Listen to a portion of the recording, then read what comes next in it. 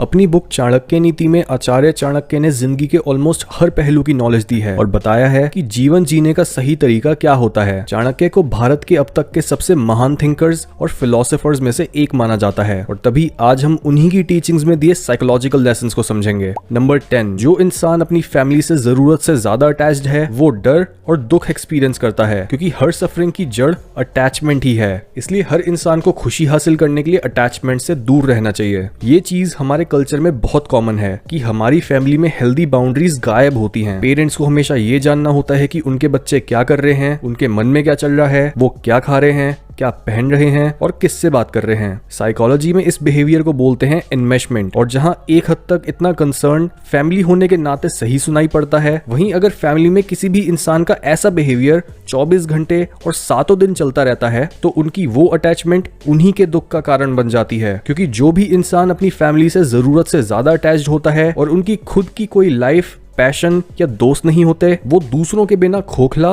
और अकेला फील करते हैं। यही रीजन है कि क्यों चाणक्य बोलते हैं कि अटैचमेंट को प्यार के नकाब के साथ ढककर अपने आप को वीक मत बनाओ। नंबर 9, जिस तरह से एक आईना एक इंसान को उसकी शक्ल दिखाता है, उसी तरह से एक इंसान की पर्सनैलिटी दिखाता है उसका फ्रेंड सर्कल। चाणक्य बोलते हैं कि अगर आपके दोस्त आपको बेहतर बनने के लिए इंस्पायर नहीं करते और आपसे बस अपना मतलब निकालते रहते हैं तो उनके साथ हैंग आउट करना आपकी बेवकूफी है। चाणक्य नीति में वो लिखते हैं कि जो भी इंसान आपके साथ हर खुशी, गम, त्योहार और दुश्मन के हमले से शुरू हुई क्राइसिस में रहता है और मरते दम तक आपका साथ नहीं छोड़ता, वो आपका असली दोस्त है। जबकि जिस इंसान की सोच और नियत दोनों ही गंदे हैं और उसके साथ आपको कभी भी अच्छा महसूस नहीं होता, तो चांसेस हैं कि वो एक बहुत बेकार दोस्त है और उसके साथ आप भी अपना टाइम वेस्ट कर रहे हो। यहाँ तक कि अगर आप ये एनालाइज करना शुरू करोगे कि किस तरह से आपका फ्रेंड सर्कल आपको सबकॉन्शियसली एक बेहतर या बुरा इंसान बनने की तरफ धकेलता है, तब आप रियलाइज करोगे कि आपकी संगत आपकी पर्सनल ग्रोथ में कितना बड़ा रोल निभाती है। नंबर 8, शरीर के कोने कोने में थकान के होने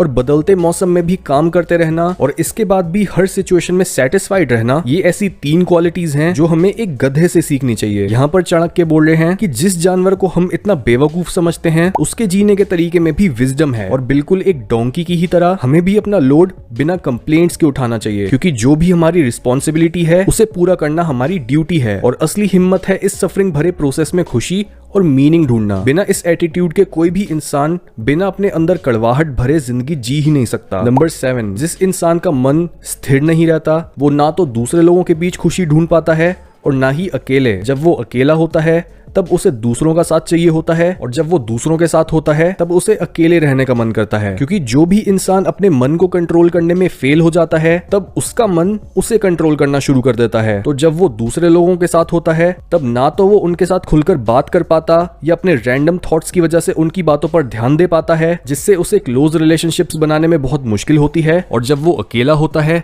तब भी उसका मन उसे सता रहा होता है, क्योंकि जो थॉट्स और मेमोरीज उसके मन में आती हैं वो यूजुअली नेगेटिव ही होती हैं। इसलिए ध्यान लगाकर या फिर रेगुलरली कुछ समय अकेले बिताकर अपने मन को शांत करना सीखो। नंबर 6, डर को अपने नजदीक मत आने दो। अगर ये नजदीक आए तो इस पर हमला कर दो, यानी डर से दूर मत भागो बल्कि इसका सामना करो। यहाँ आचार्य चाणक्य अपने फियर्स को फेस करने की इंपॉर्टेंस को दर्शा रहे हैं, क्योंकि डर एक ऐसी चीज होती है जो अगर एक बार हमारे दिमाग में बैठ जाए तो वो बस हमारे अंदर बैठी बैठी बढ़ती रहती है। इस तरह का डर पूरी तरह से साइकोलॉजिकल होता है और तभी ये हमारी लाइफ के हर एरिया को इम्पैक्ट करता है। एग्जाम्पल के तौर पर, अगर आपको किसी इंसान से बात करनी है और उसे अपना दोस्त बनाना है, लेकिन आपके दिमाग में डर आ गया है कि आपको वो इंसान जज तो नहीं करेगा, तो ऐसे समय पर आप जितना सोचोगे और जितनी देर कोई एक्शन नहीं लोगे उतना ही आपका डर बढ़ता चला जाएगा। इसलिए जैसे ही आपके अंदर डर आए उसे वैसे ही मार दो। नंबर 5, एक अच्छे से खिला हुआ और खुशबू से भरा फूल अपने आप में काफी होता है पूरे गार्डन को महकाने के लिए। बिल्कुल ऐसे ही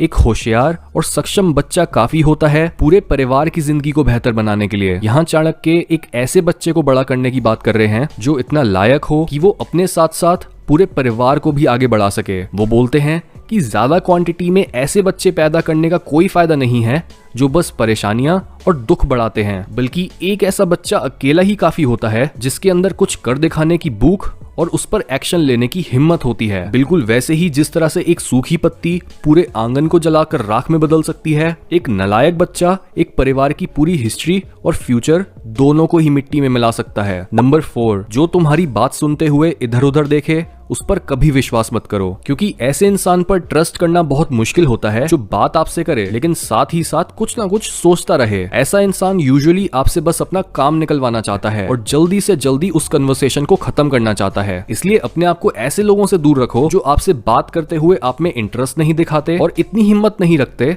कि वो बात करते समय आपकी आंखों में आंखें डाल सकें। नंबर 3, गलत दिशा में बढ़ रही भीड़ में चलने से बेहतर है कि एक इंसान सही दिशा में अकेले चले। यानी वो काम करो जो बाकी लोग नहीं कर रहे और अपने आप को झुंड से डिफरेंशिएट करो, क्योंकि जब तक आप अपने यूनिक टैलेंट्स और स्किल्स को यूज नहीं करते हो और दुनिया को कुछ ऐसी चीज नहीं देते हो जो पहले से एग्जिस्ट नहीं करती, तब तक आप एक यूनिक आइडेंटिटी एस्टैब्लिश नहीं कर पाते हो और बस मीडियोकर ही रहते हो। जैसे उस फील्ड में जाओ जहां सप्लाई कम और डिमांड ज्यादा है, या फिर वो करो जो बाकी लोग करने से डरते हैं। क्योंकि अगर आप कॉन्शियसली ये डिसीजन नहीं लेते कि आपको अपने यूनिक रास्ते पर चलकर अपने ट्रू सेल्फ तक पहुंचना है, तो आप अपनी पोटेंशियल को वेस्ट करने के साथ साथ ये डिसाइड कर लेते हो कि आपने अपनी पूरी जिंदगी डिप्रेस्ड रहना है और एक मीनिंगलेस लाइफ जीनी है। नंबर 2, एक राजा की काबिलियत सिर्फ इस बात से नहीं जानी जाती कि उसने कितने अच्छे रूल्स बनाए, बल्कि उसने उन रूल्स को खुद कितना फॉलो करा। ये इसलिए क्योंकि अगर आप खुद ही अपनी बात पर नहीं टिक पाते तो दूसरे लोग आपकी बात की रिस्पेक्ट क्यों करेंगे। एक अच्छा लीडर वही होता है